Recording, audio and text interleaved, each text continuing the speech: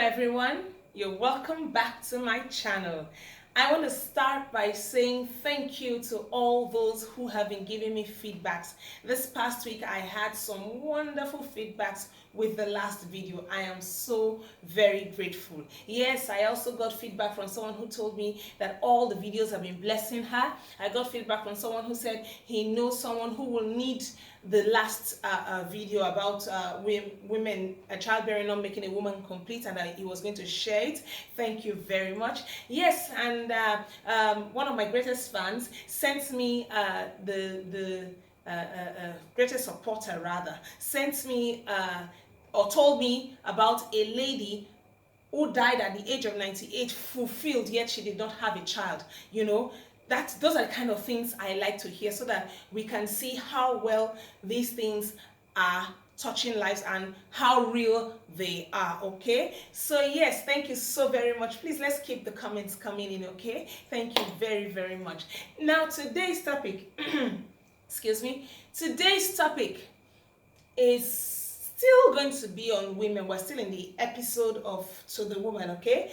But this one, it's not particularly with the series. It's not one of the things I penned down, okay? This one came because in the past 1 week thereabout, have been inundated with so much of this particular thing. That is why I want to talk about it, okay? And it's very simple. It has to do with women and our acidic tongue.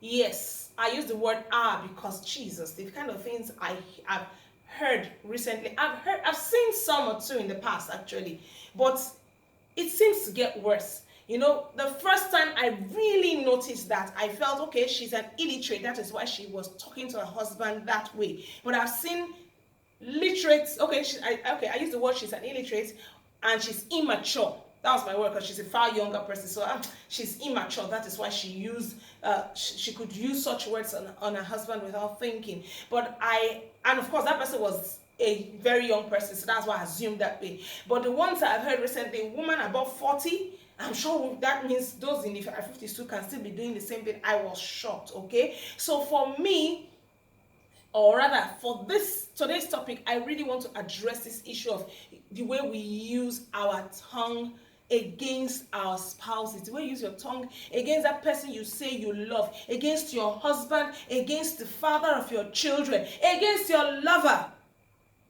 You use words that are not supposed to be mentioned. Actually, you are not supposed to use such words on a fellow human being, not to talk of the person you say you love. I don't get it. It makes no sense to me, okay? I've heard a situation where a woman told her husband that she would go and sleep with his friend because they were arguing. What is that? Come on. The other day, a friend of mine and I were discussing on this issue of broken relationships and the rest, and he was trying to explain to me that many times what they call domestic violence, it's not like the man entered that marriage violent. Now please, before I continue, I do not by any means support domestic violence. Under no circumstance do I support it. I am only giving an example so that we'll understand where we are. And remember that we are human beings and we have our weaknesses, we have our breaking points, okay? So please, I do not support domestic violence. Now, what he was explaining to me was, some men are not violent. Some men are not the type that will touch their wives. But because of the tongue of the woman, they do not have a choice than to say such a thing. And as he said it, I remembered an incident in the past where I have walked in on a scene. Yes, I've heard before that time that this guy was used to beat his wife, and it didn't occur to me. I didn't bother to ask in my my feminist way of men should not touch women. Men should not touch women. I didn't bother to remember that this guy is not the beating. He's not the type that even knows how to be violent in any form. Do you understand? But I was not bothered about it until I saw the thing face to face, and I realized that he wasn't beating her as in trying to beat her. He was actually trying to shut her mouth. It was more like keep quiet. Now, still, I don't support that, but I'm trying to explain that was what he was doing, because the words I heard from the woman's mouth, I was in shock. I was in shock. I've never heard a woman talking to her husband like that. I've heard that people do it, but I've never seen it. That was my first time of seeing it, okay? So yes, these are the issues that I'm addressing. Women, we need to stop this.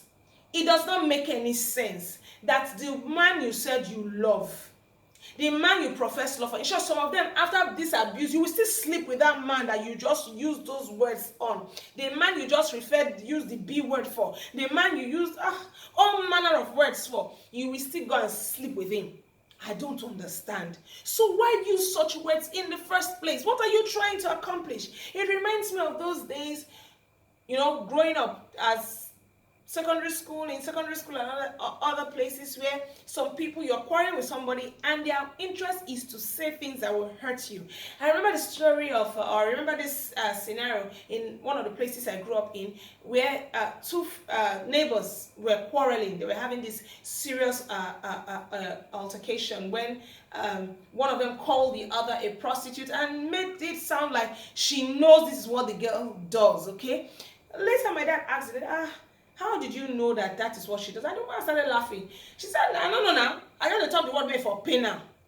So you see, the idea is you use words to hurt a person. It doesn't necessarily mean that the words are true. You just want to hurt a person. So that gets me thinking, why would you want to hurt the man you love?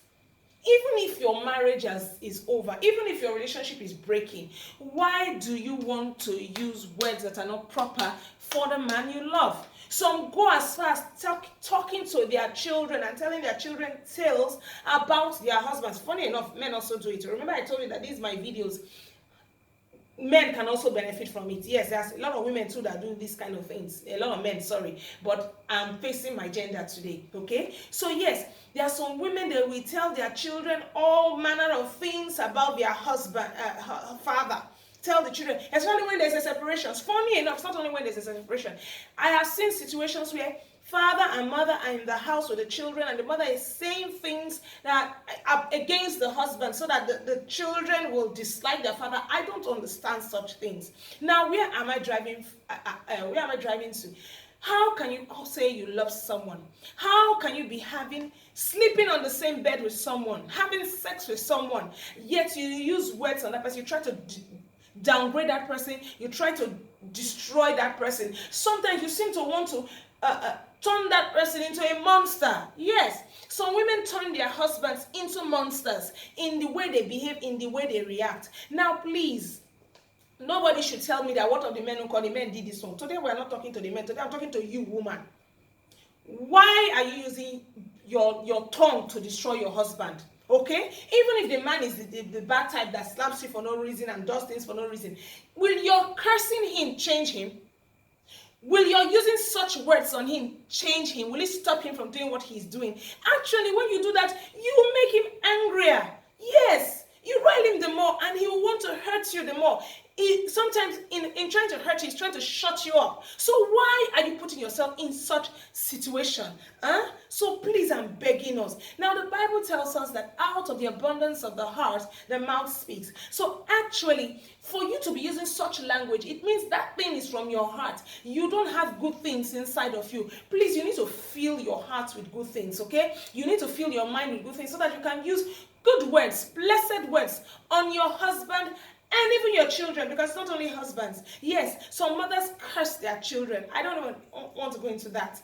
What you are doing when you are cursing your children. You don't know what you are doing. You don't know you are the parent of that child. Your words over that child are very, very important. Not just the words you speak from your mouth. Sometimes you don't speak it. It's in your heart. It's just like when a woman is crying against a man who is tormenting her. God listens. So when you as a mother, you use words against your husband, use words against your children. What do you think you are doing to these people? I don't understand it. The Bible tells us also that we should do unto others as we want them to do unto you. If you do not want your husband to insult you, why are you insulting him? If you don't want your husband to lay a finger on you, why are you laying your tongue on him? Please, let us stop these things so that we will have better relationships, okay? That your marriage is no longer working, that you're no longer in that relationship does not mean that the two of you cannot remain friends or that the two of you cannot remain civil to each other. Yes, that you're no longer in a relationship, you can be civil to each other wherever and whenever you meet, okay? So please, let us try our best. Women, I'm talking to us. Let us try our best to stop this thing, okay? Stop this nonsense where you allow your tongue to become a weapon. Please, it is not a good thing, okay? Let us use our mouths to bless. Let us use these lips of ours to bless rather than to curse, okay? And the Lord will bless us in Jesus' name. God will help us. Please, I am advising every woman out there, if you are already doing it, please stop it.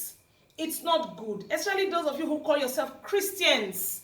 Remember, bad tap will bring bad water. Good tap will bring good water. That is the truth about life.